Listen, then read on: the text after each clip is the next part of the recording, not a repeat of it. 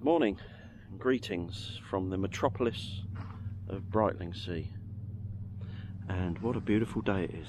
And I'm just about to launch into the water, and today I think I'm going to go and over to East Mersey, over yonder, and do an activation of there's a Parks on the Air park over there. I forget the reference number. The sun's coming up, winter is on its way. I'm still just wearing wetsuit, trousers and a cag, but I think this will probably be my last paddle until I have to don the dry suit.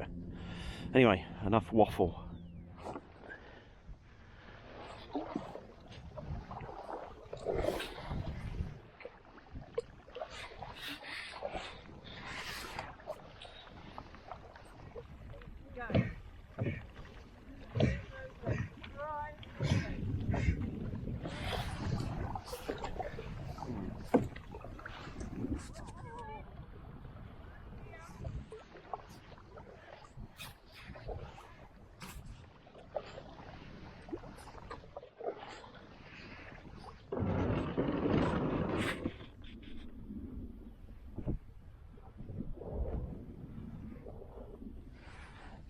Beautiful. Okay, it's about high tide now, so this is as high as the tide's going to get today, and I'm going to set up down here. I've dragged the kayak up here so I can use the top of it as a bit of a table, and I'm going to string a dipole out along here, and I'm going to go on 17 metres first. Now, the reason I'm going on 17 is normally on this, for something like this, I would bring a link dipole for 40, 20 and 17. But there's a contest on today, and also it's a CQ worldwide, so 20 will be really busy. And also the my link dipole is under repair. A couple of weeks back on a previous video I brought it out with me, and it was made with DX wire, which is this sort of fancy schmancy German wire that's got Kevlar in it. So it's got quite a high breaking strain, but I find it a bit brittle. And although I've been using that link dipole for a few years, probably 3 years, it's had a few sort of kinks in it, and there's a few breaks in it. So I've decided to replace the wires with just sort of standard equipment wire. 2mm I think it is, so it's very thin, from Sota beams.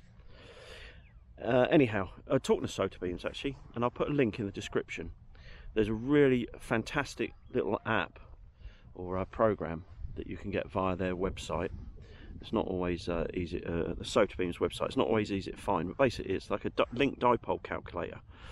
Now obviously it's not difficult to work out the length of a dipole that you might need, but this one's pretty good because it also sort of calculates it depending on what your height is of your centre support is going to be, and your end supports, and also the rope extender. And you can put like your middle frequency in, and it just calculates it all for you. So although it's not rocket science, it's pretty good. It's pretty handy, and that's how I made the original dipole with the DX wire. And so. And every time, and I've said this countless times, but every time you put it up, it's in a different environment. So the SWR is going to change on it, depending on where you are. It's generally the same sort of height from the ground, but sometimes it's over mud, sometimes over grass, sometimes it's over sand, etc. But anyway, check it out, because it's like a really handy little tool. But there you go. Anyway, so I'm going to set up down here, try on 17. Also, with 17, it won't take up much room either. The reason I'm trying 40 and or I've got a dipole for 40 and 17 because they're just standalone dipoles without any links. So that's just what I had sort of like laying around. Okay, so I got the dipole up. It was a bit of a faff working around all of the shrubbery here, all the undergrowth. Radio's on, hearing a few stations. Gonna work a few. The wind's picked up a little bit, but it's not forecast to get any stronger than this. So, right. I've piled some sand up against the kayak as well to stop it sort of rolling this way, otherwise everything will go flying. So it does form quite a handy little table. And I've just got the tarp here that I'm kneeling on. I'm not going to be here for long. 2 Echo Zero Whiskey Mike Golf Portable. 2 Echo Zero Washington, Mexico, Germany Portable. Roger. Roger. In this moment, your signal is very strong. My antenna into for your direction in this moment. 2 Echo Zero Whiskey Mike Golf Stroke Portable. My friend Kevin. Fine, super strong for you in North Italy. Beautiful modulation in my city. My name is Pierre, Papa India Eco Romeo. My city is Padua, Papa America Delta Unite America. About 13 kilometers near Venice, North Italy. Do you copy, my friend Kevin? 2 Echo Zero Whiskey Mike Golf Stroke Portable. Italy 3 Mike Alpha Bravo. Yeah, Italy 3 Mike Alpha Bravo. 2 Echo Zero Whiskey Mike Golf Portable. Yeah, all copy there, Pierre. Your report 5959. Your report. Good luck. Have you a nice day. Have you a fantastic weekend. Ciao from Italy. 2 Echo Zero Whiskey Mike Golf Stroke Portable.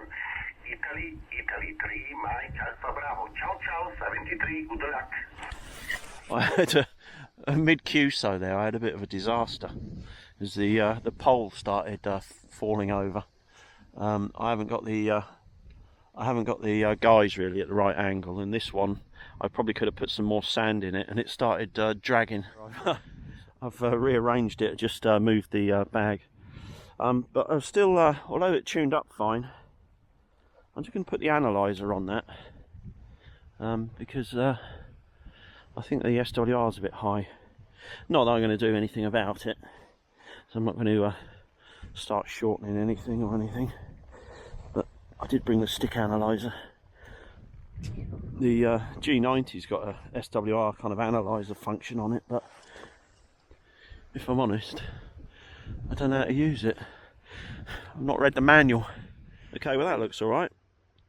1 to 1.8 or thereabouts at 18.120 megs. G0NAD 2E0WMG. I was calling Richard G0NAD on 4 meters 70 megahertz because he's just been reading the RSGB news, and he's kind of over in yonder direction. Not sure how many miles it is, but I shall put that up on have a little look on Google Maps measuring tool. But so I think I've had one contact. It's sometimes the way it goes. Tide's starting to go out. Need to be fairly careful of this because although it's quite shingly there, it does start to get muddy quite soon.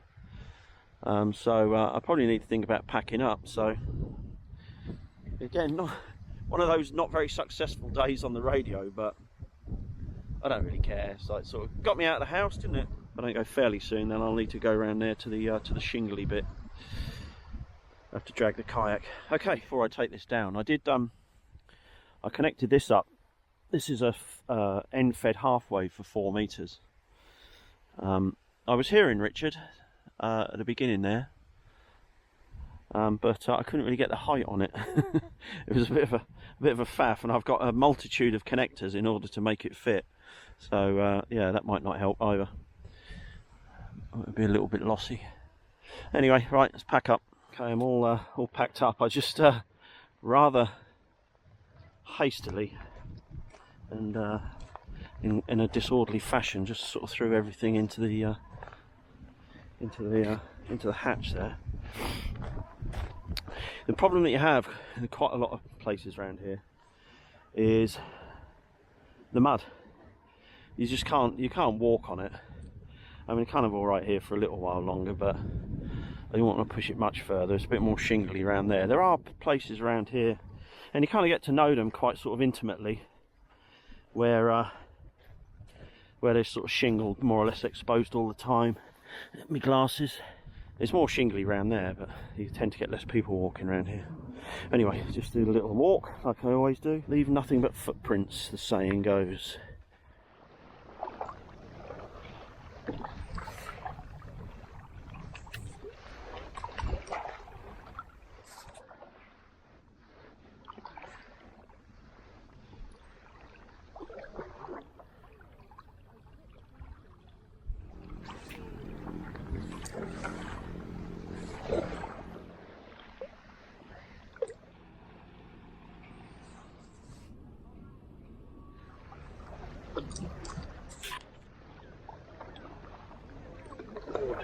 Water taxi. Could we have a pickup from Hammerhead, please?